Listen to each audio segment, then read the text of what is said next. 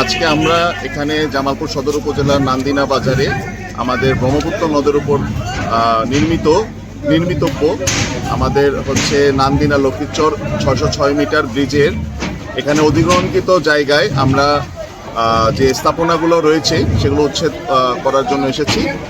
এখানে আমাদের নান্দিনা বাজার অংশে আমাদের অধিগ্রহণকৃত জায়গায় যাদের জমি পড়েছে তারা এখনো এইখান থেকে তারা হচ্ছে তাদের মালামাল বা দোকান বা তাদের স্থাপনাটা সরিয়ে নেয়নি।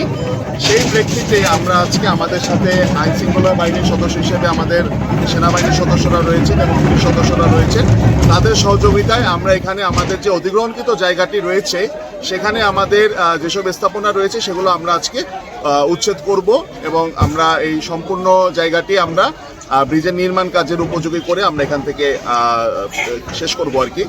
তো এই হচ্ছে আমাদের বিষয়টি। আমরা আপনাদের সকলের সহযোগিতায় কাজটি আমরা সকাল থেকে শুরু করেছি।